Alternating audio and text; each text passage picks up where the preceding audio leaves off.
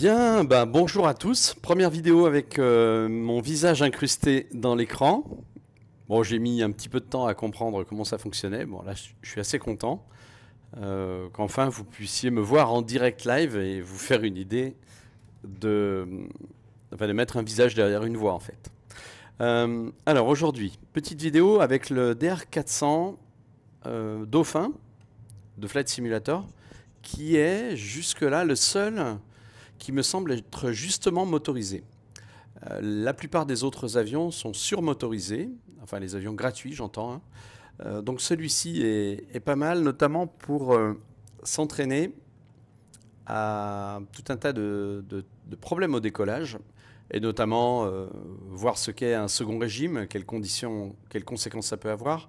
Et puis je ferai quelques pannes au décollage, peut-être au pire des moments envisageables, et puis on en discutera. Allez, c'est parti. Nous voilà dans la cabine.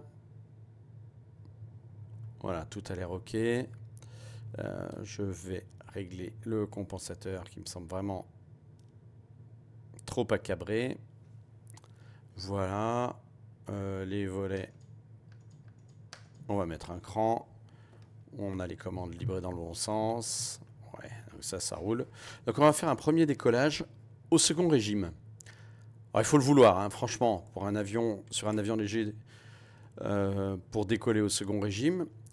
Les avions qui ont les ailes comme ça, la perpendiculaire au fuselage, doivent être décollés avec un tout petit angle de départ, je dirais quelques degrés, 3-4 degrés grand maximum. Hein.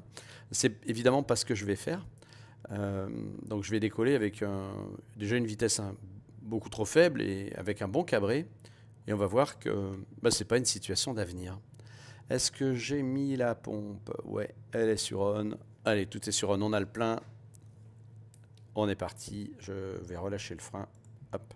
Et premier décollage donc au second régime. Bon, il y a un avion devant, on s'en fout. Hein. Je sais pas ce qu'il fout là d'ailleurs, depuis tout à l'heure il m'emmerde. Allez, c'est parti. Ça pousse normalement. Le badin décolle.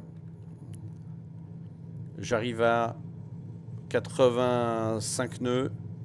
Hop là, je décolle. Et puis je décolle comme un bœuf. Vous voyez, comme ça. Bon, déjà, ça braille, c'est pas une situation d'avenir. Vous voyez le vario? Regardez le vario. Bah, évidemment, hein. Là, j'ai pas assez de puissance, quoique c'est encore trop gentil. Voilà. Et là, ça décroche. Voilà. Bon, là, j'ai arrêté avant le crash parce que ça me fait chier d'avoir des statistiques pas bonnes. Hein. Et vous avez vu, on n'est vraiment pas sur une situation d'avenir. Le décrochage est immédiat. Mais bon, il faut vraiment, vraiment me décoller ça comme un bœuf, quoi. Et donc ça, c'est pas top. Franchement. On va refaire un autre décollage. Normal. Sans... en vous montrant cette histoire de 2-3 degrés de cabré au départ. Certains appellent ça un palier de sécurité. Bon, là, pour le coup, je ne suis pas d'accord avec cette terminologie. Hein.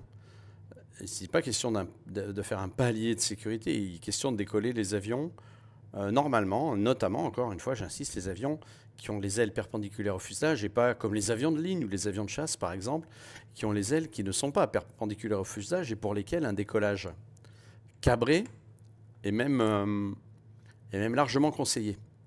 Là, ce n'est pas du tout le cas. Donc on va décoller 3-4 degrés, laisser la vitesse augmenter jusqu'à la vitesse optimale de montée, et ensuite on cabre tout doucement, tout gentiment. Donc là, je vous montre un décollage, disons, normal. Il va m'embêter jusqu'au bout, je pense, cet avion-là sur la piste. Allez, c'est parti, ça pousse. Le badin décolle. Voilà, on va décoller vers 110. Voilà, donc on passe au travers, très bien. 100, 110, rotation, mais vous voyez, une rotation souple. Genre 2-3 degrés, je vous disais. Et puis la vitesse augmente. Et là, on peut, à 140, aller commencer à cabrer gentiment et garder 140 en montée. Ça, c'est un décollage standard, correct, sur DR400, sur tous ces types d'avions d'ailleurs. Voilà. Je garde 140 km/h et ça monte gentiment. J'essaie de le compenser. Il est pas évident à compenser sur Flight Simulator. Ok. Donc là, qu'est-ce que je fais? Je rentre les volets. Et je coupe la pompe électrique qui est ici, qui est un peu chiante à aller chercher d'ailleurs. Voilà.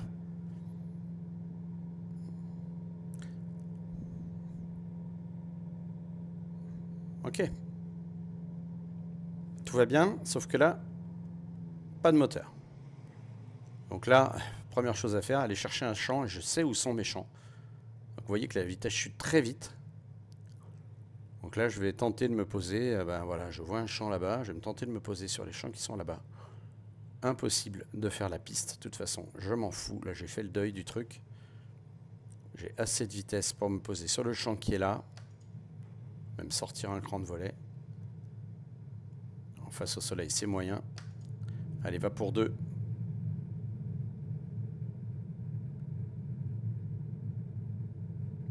Ouais. Et là, on va se poser comme une merde. Hein. Et l'idée... Vous voyez, là, c'est quand même dur comme atterrissage. Hein. Mais on est en vie.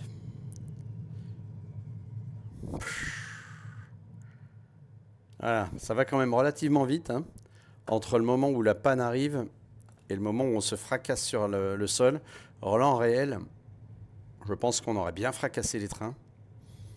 Mais franchement, c'est pas grave.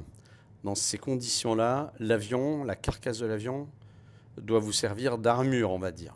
À condition que vous gardiez une vitesse correcte. On va recommencer. À un autre endroit. Faire la panne à un autre moment.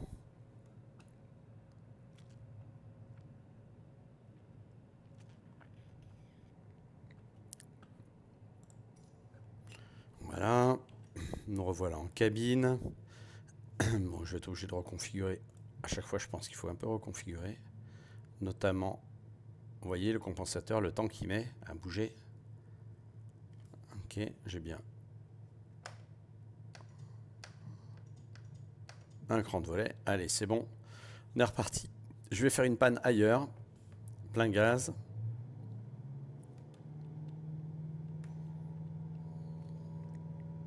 Une panne un peu plus classique. Hein, le cas de la panne, quasiment juste après décollage.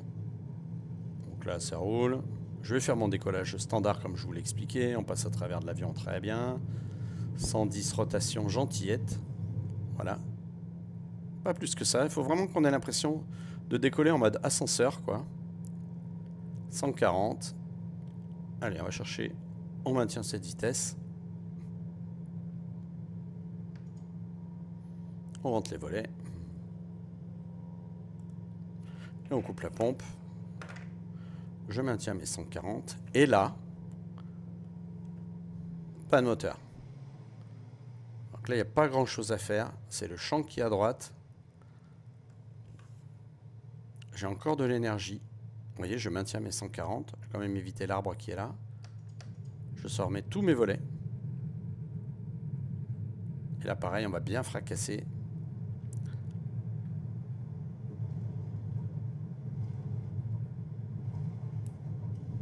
Allez, on va essayer de le freiner. Vous voyez, j'ai pas fait de chrono, j'ai pas compté quoi que ce soit. Hein. Mais... comment dire?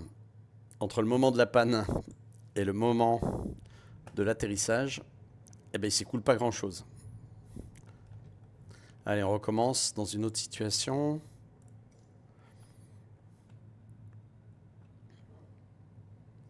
Alors, les champs en question, je les choisis pas au pif. Hein. Pour info, là, c'est mon terrain de base. Hein. C'est le terrain sur lequel je vole le plus fréquemment. Et là, évidemment que je suis allé voir les champs en vrai. Et donc, quand je vous parle, quand je me pose sur les champs que je vous montre là, ce sont les champs que j'utilise si j'ai vraiment un problème, quoi. Que j'utiliserais potentiellement. Allez, c'est parti. On est reparti, ça roule. Là, je vais faire une panne beaucoup plus tôt. Juste après la rotation, c'est un moment très chiant en fait. Là, vous voyez? Rotation. Panne moteur. Bon. Je me repose évidemment. Allez, on recommence. Là, on décolle. On décolle bien. 140. Allez, on monte.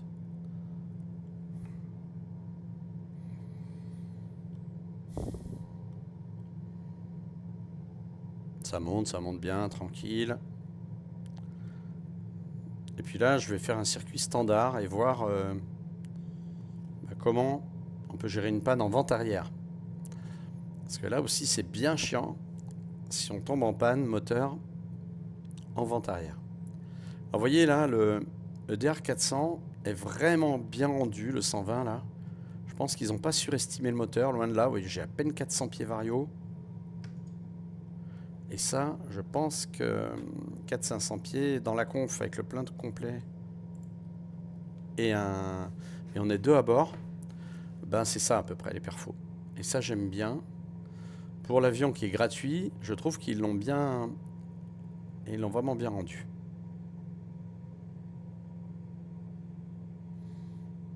Allez, on va chercher la vente arrière tranquillou à Aix.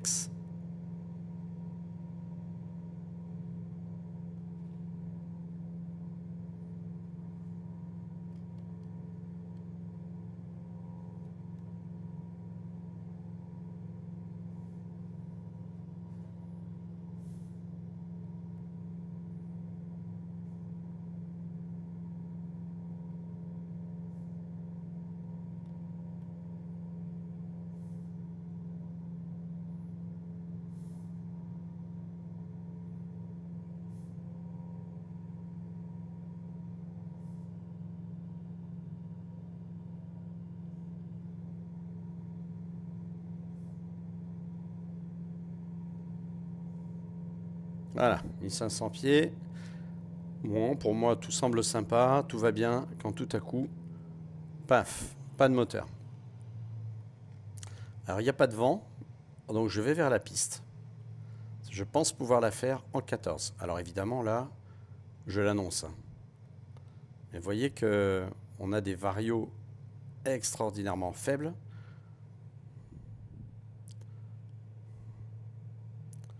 Ça descend bien. De toute façon, si je fais pas la piste, je fais l'herbe autour. Donc là, j'ai un badin assez fort, voire même très fort. Je vais sortir tous les volets.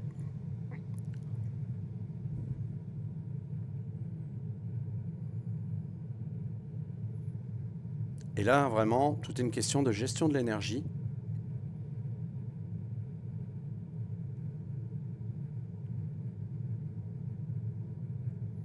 Et de la vitesse. Alors idéalement, pour s'amuser à ça, pour développer ses compétences sur ce type de sujet, le mieux est d'avoir fait du planeur dans sa vie. On ne demande pas de faire 8000 heures de planeur, mais 200, 300 heures de planeur, ça me paraît pas mal.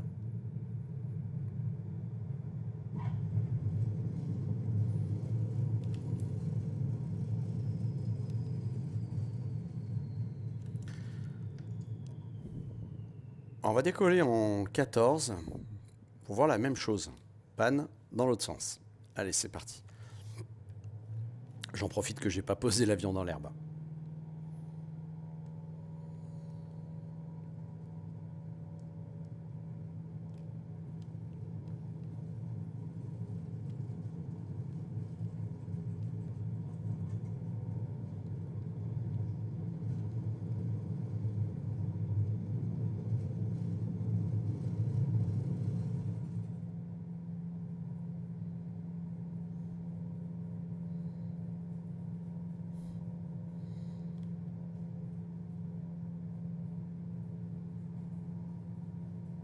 Voilà, ça décolle tout doucement, hein. On est vraiment sur un DR400. Là, si j'ai une panne là, je vais la faire, hein. Je suis mal. Je suis mal, mais pour moi, les seuls champs, ils sont à droite, à gauche. Oh putain, on passe vraiment pas au-dessus du hangar, là. Ouais, derrière, il y a une route. Et derrière cette route, il y a un champ. En plus, là, j'ai le soleil dans la gueule. Et là, franchement... Waouh! Waouh! Le fracassage. Ça donne quoi? Je sais pas si j'ai pété quoi que ce soit d'ailleurs. Non. Mais bon, ça c'est ce qu'on peut appeler un atterrissage dur, hein. Ça a bien tapé, hein. Ces salissures, je sais pas d'où elles viennent. Ça me semblait pas aussi sale que ça au départ, hein. Pas si c'est le fait que je me pose dans l'herbe qui intègre ça, mais enfin bon. Ok, donc là vous avez vu en 14, panne après décollage, c'est super chaud. J'ai juste un côté que je peux prendre à gauche, quoi. Allez, on va recommencer.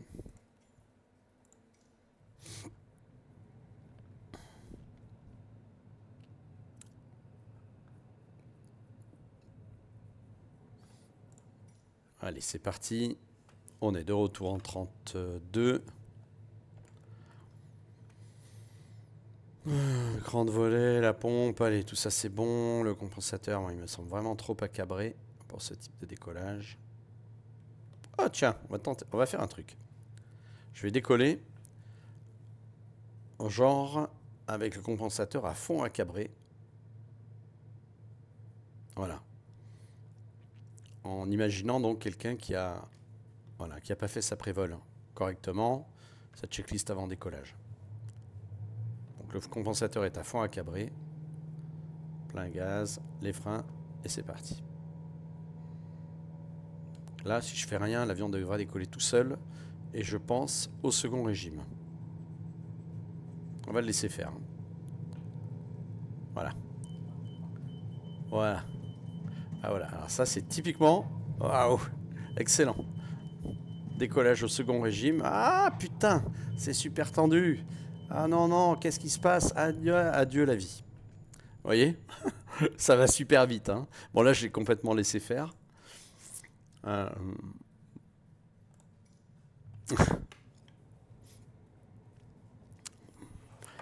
On pourrait avoir les mêmes effets sur un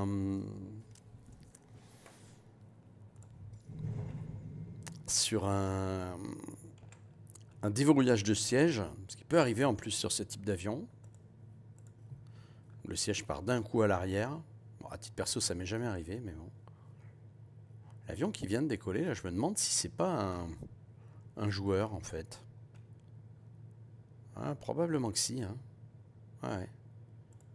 Le mec qui était là sur la piste pendant un quart d'heure. Bon, allez, c'est parti.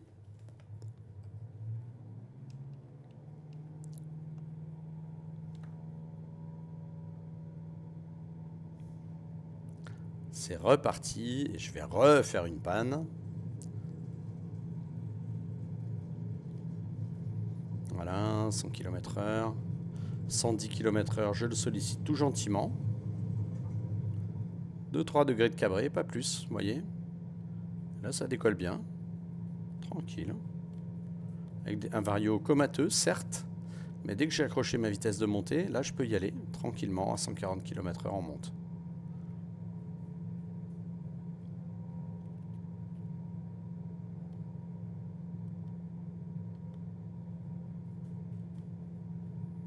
Donc là, tout va bien. On va passer en vente arrière basse hauteur.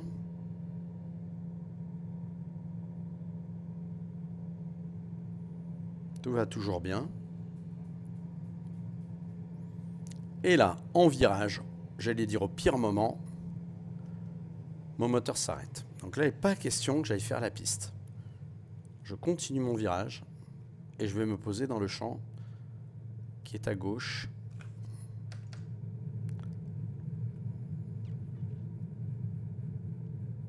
Pas été évident. Et là, pareil, on garde de la vitesse. Là, la vitesse, c'est vital. Voilà. C'est vital. Voilà.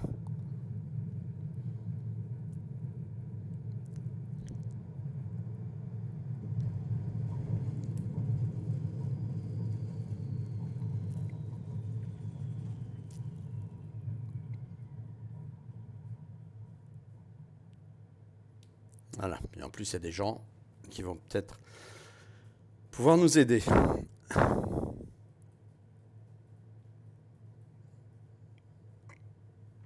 Ça calme quand même, hein. Ça va assez vite entre le moment de la panne et le moment du... Enfin, de l'impact au sol, quoi. Donc, tout ça pour dire qu'il faut... Allez, je vais en faire un dernier pour le fun. Qu'il faut, à mon avis, être relativement préparé à ce type d'événement et surtout sur votre terrain de base habituel, allez reconnaître les champs qui vous semblent évidents. Comme ça, vu du sol, vu du ciel, pardon. Et vu du sol, là, parfois, on se dit non, finalement, je ne ferai pas ce champ-là. 80% des pannes moteurs arrivent sur le terrain habituel des pilotes. Allez, on redécolle à une vitesse normale. Hop, je le sollicite un petit peu. Ah, à chaque fois, il ne faut pas que j'oublie de régler le QNH. Voilà. 140. On prend la vitesse normale de décollage. Bon, allez, on va passer tout de suite en vente arrière. Là, je vais faire une autre panne à un autre endroit.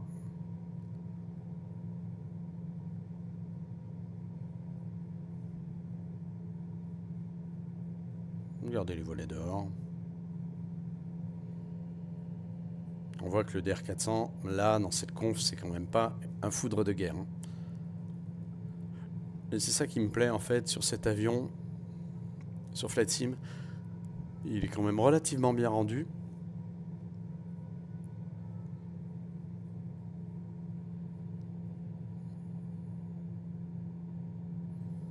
Au niveau de la puissance, et ça, c'est quand même assez sympathique. Bon, allez, on va faire une PTU classique. Hein. Boum, pas de moteur. Bon, je sais que c'est la piste que je vais faire. En fait, pourquoi je vous dis je sais que... Alors, c'est peut-être un réflexe de boomer, hein, mais en vol, je me demande toujours où je vais me poser si j'ai une panne moteur. Il y a au moins toujours cette question à se poser. Où vais-je me poser si mon moteur tombe en rade à ce moment-là? Ce qui me permet de voir qu'il y a des moments où c'est cool, parce que j'ai déjà identifié des champs ou autres, et des moments où ça l'est nettement moins, parce qu'il n'y a rien au-dessus d'une ville, par exemple. Vous voyez ?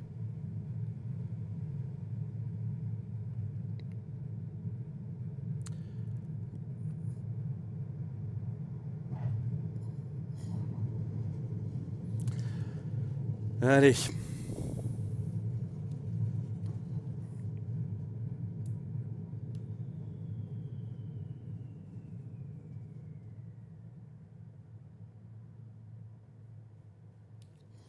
Voilà. Alors, on va arrêter cette vidéo ici. L'idée générale, c'était vraiment juste discuter un peu des pannes moteurs. Ne confondez pas expérience et expertise. Je m'explique. La dernière étude de la DGAC sur le sujet a montré qu'il n'y avait aucun lien avec l'expérience d'un pilote et sa capacité à faire face à une panne moteur. Bah, tout simplement parce que vous pouvez avoir, je sais pas, 3000 heures de vol et n'avoir jamais eu de panne moteur. Donc si votre expérience est significative en vol, votre expertise en panne moteur est négligeable, voire nulle. Donc voilà une petite leçon à retenir. Expérience et expertise, ce n'est pas la même chose. Donc, entraînez-vous au maximum. Envisagez les cas de panne. Envisagez-les tranquillement au sol. Et puis, lors de vos briefings, faites des briefings circonstanciés. Et pas des briefings, on va dire, génériques, juste pour la forme. Un briefing circonstancié, c'est un briefing qui prend en compte l'état de la piste, les conditions météo, le vent en particulier, qui peut changer beaucoup de choses. Imaginons qu'à Aix, par exemple, on décolle en 32 sans vent. Bah, globalement, on va pouvoir se poser à peu près dans n'importe quel axe. Vous décollez en 32 avec du Mistral, le demi-tour, c'est peut-être pas pertinent. Vous voyez, parce que s'il y a 40 nœuds devant, si vous approchez à 140 nœuds sur la piste, que vous êtes un peu haut, vous ne faites pas la piste, vous allez vous planter au fond de la piste. Donc voilà, tout ça c'est à réfléchir, à penser bien avant les vols, quasiment au quotidien. Le simulateur pour ça, c'est pas mal, mais il n'y a pas que ça, il y a les lectures et les échanges avec les autres pilotes. Voilà pour cette vidéo J'espère que ça vous a intéressé. Puis si vous avez des remarques, des questions, des suggestions, n'hésitez pas une seconde. Je me ferai un plaisir d'échanger avec vous.